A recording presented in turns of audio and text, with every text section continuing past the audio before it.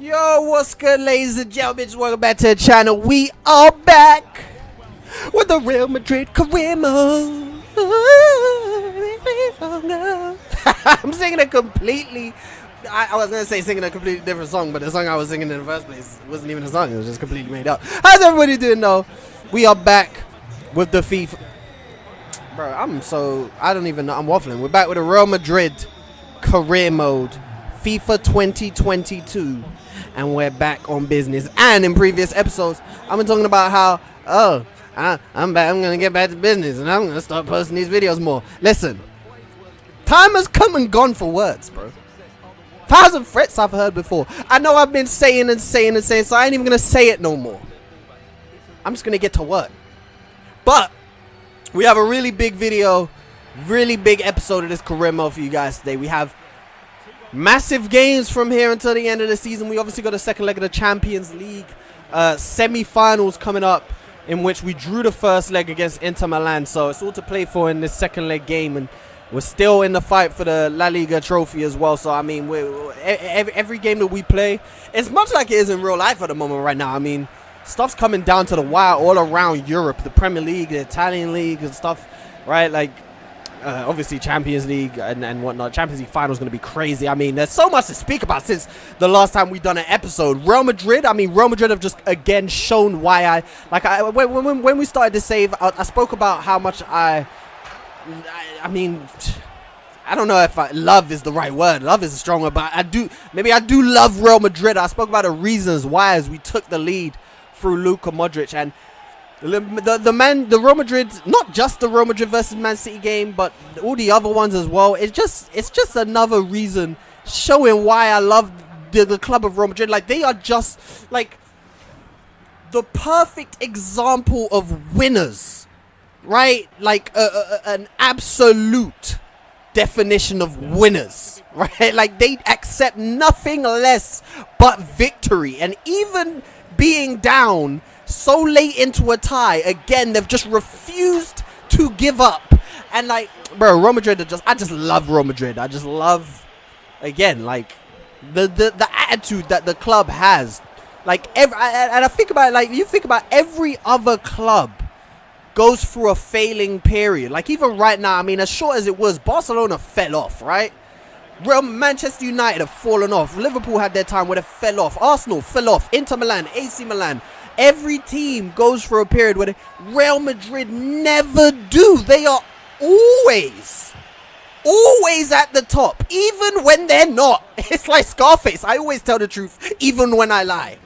Right? Like, even during the period where Barcelona were easily the best team in the world and they were dominating, Real Madrid still got a couple still got a couple Champions Leagues and you know, and League Cups and even a few La Ligas. Like, they are always there. They always have the best players in the world. They are always, I just love it.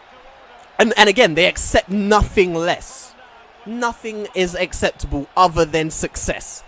And you have to love that, especially as an Arsenal fan. You know, you go through so much struggle that sometimes it's nice to support, you know, greatness. But as you can see right here, first game of the episode, Luka Modric is the difference maker in this one, scoring 2 goals, 1 in either half of the game. And you have to say, for both of the goals that we scored, the keeper should have done better. Like, he should have kept definitely that one out. I mean, honestly, I don't even know which one is worse. You let me know which one's worse. But with a little bit of time to go in the game, and obviously bigger games to focus on, made a few changes, brought off the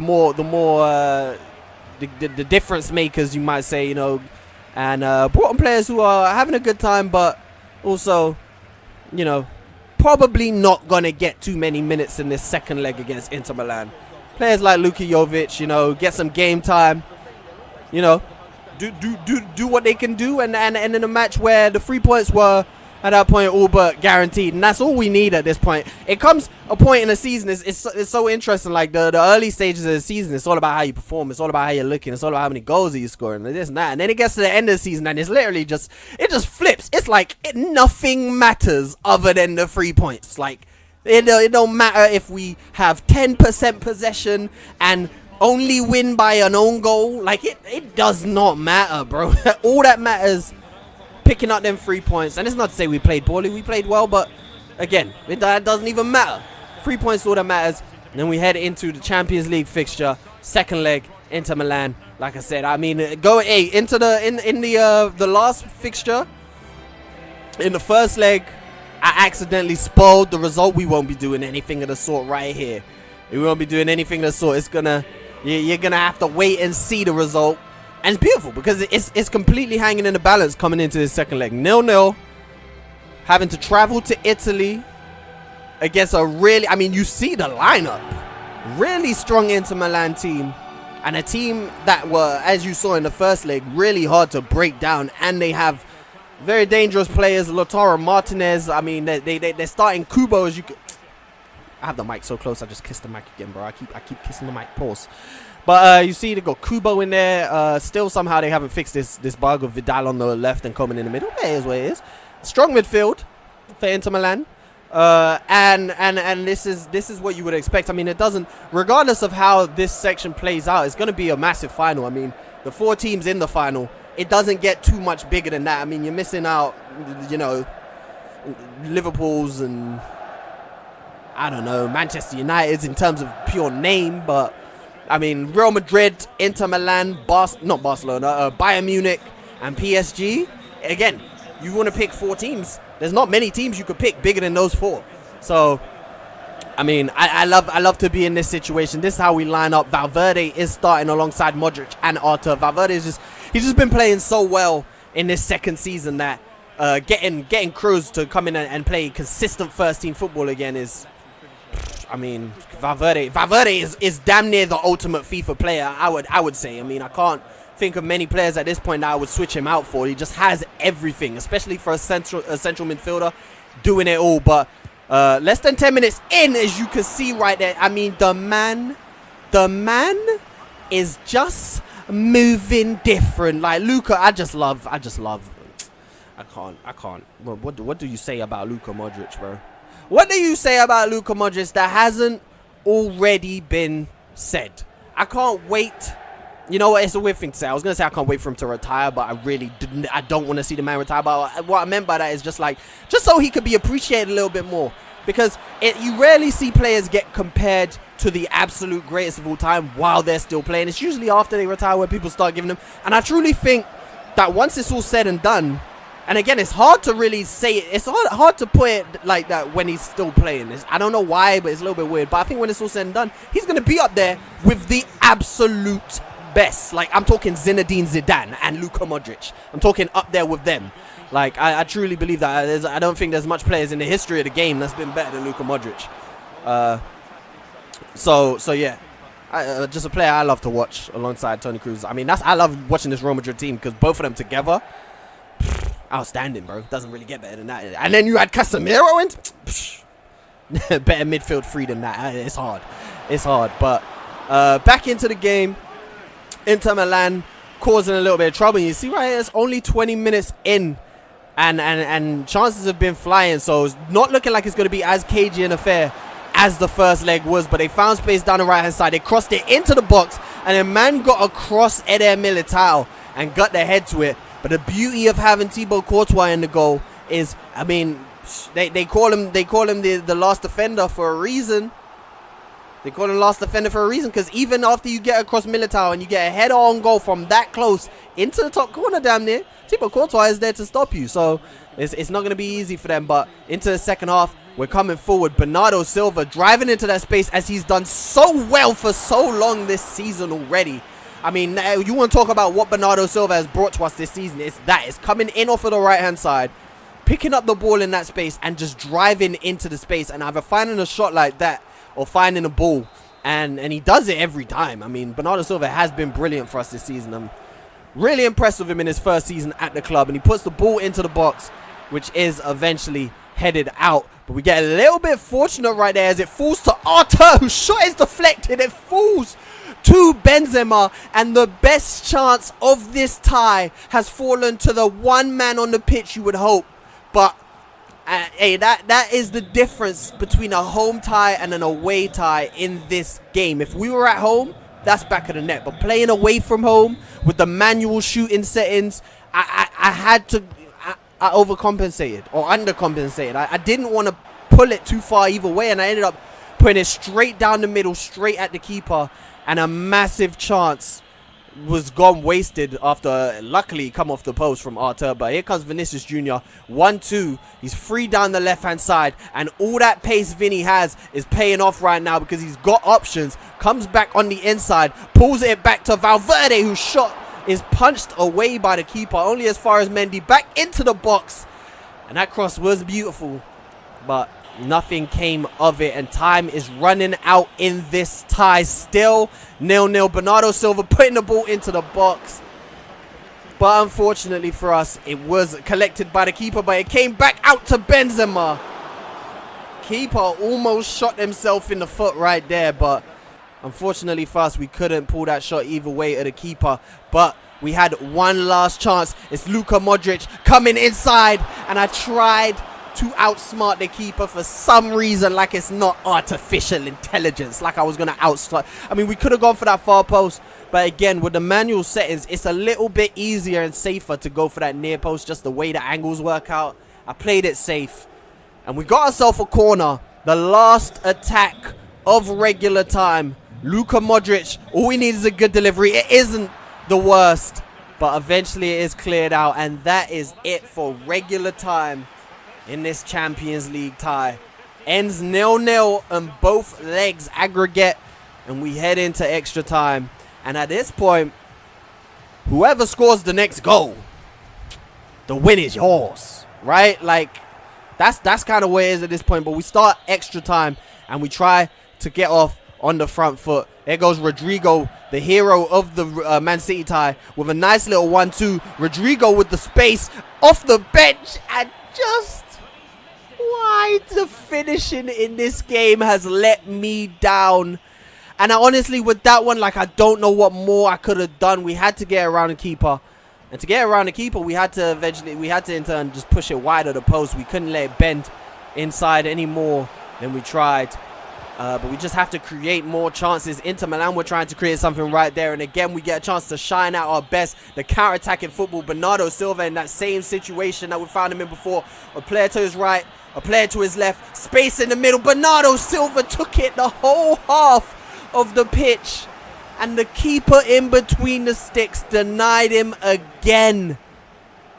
What a save. And right now, it's kind of looking like it's just not our day, but we can't think like that. We have to keep going.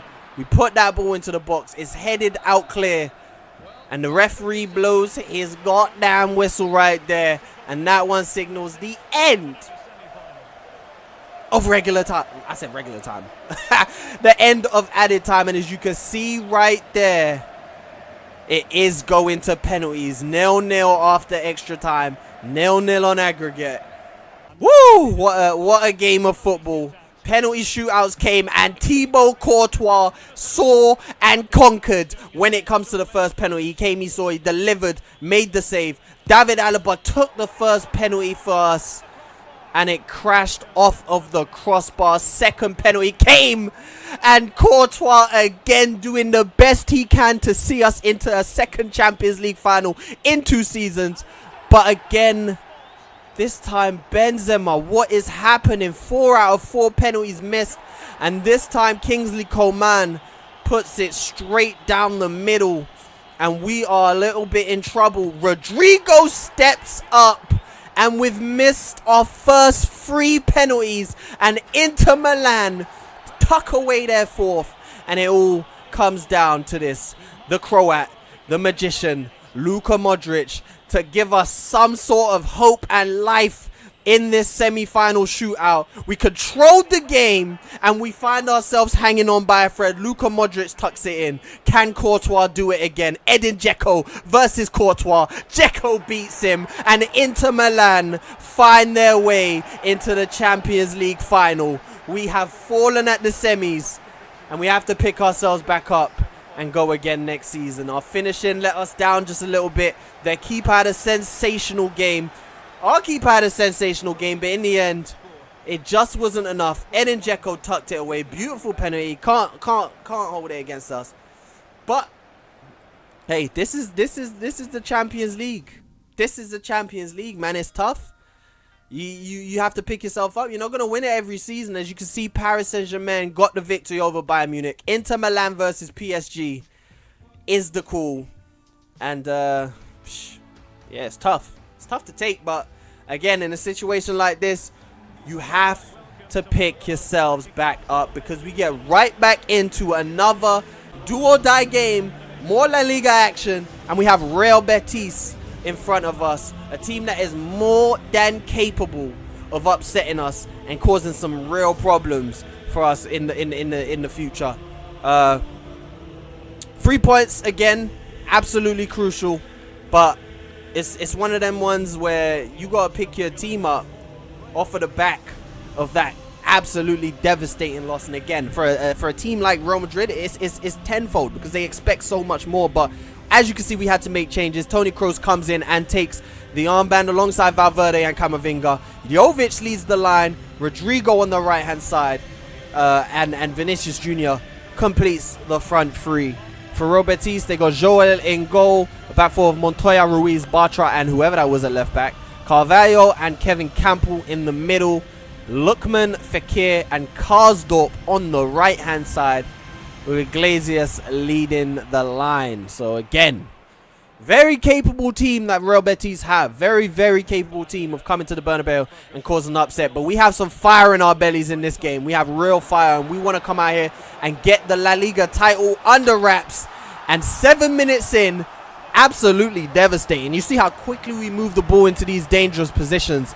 And Luka Jovic tucked it away, and he got himself another goal. And I'm real happy with how Luka Jovic has played this season, because he had a tough time again in the first season. He had a tough time for the first half of the season. Second half of the season, he really picked up, and then throughout this season, he's just been consistent when he's been called upon. Obviously, Benzema has been on fire this season, but for the period where Benzema's been out and Jovic has needed to step in, 6th goal of the season, Luka Jovic is doing his job, more than satisfied.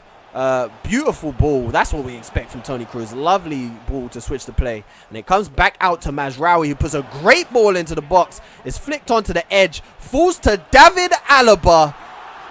And I've spoken so much about so many of the other players in this team. Spoken about Modric, of course, Kroos, Benzema, Vinny, Courtois, Militao. Spoken about so many players, but David Alaba is a player who I also really enjoy using. He's just, again, like, damn near the perfect player. Like, I could do whatever I want with David Alaba. When I play him centre back, and we could use him to carry the ball out from the back and spray passes and shoot, even get down. We could play him left back, and he gets up and he gets involved in the attack. He could score goals like that, which obviously keeper should have done a bit better. But David Alaba is just so much fun to play with. But into the second half, 3 points all but secured with a 2-0 lead. And we made some changes. Renato Azevedo, one of our young promising players, off the bench and instantly with a big chance. And Joel denied him from scoring, I believe, his first Real Madrid goal. Because, I mean, like I said, it's been a long time since I started season 2, so I don't even remember what's happened. But I'm pretty sure that would have been his first Real Madrid goal. But ball came in. Real Betis, game's about to come to an end. So, I mean, all that's happening right now, not of too much importance. They did pull one back through Iglesias, but 2-1, we were able to hold on to our lead and grab the 3 points, and that's all you can ask for at this point. Like, look, the next episode is the last, right? Mazraoui is out for 5 days, whether he misses a game or not.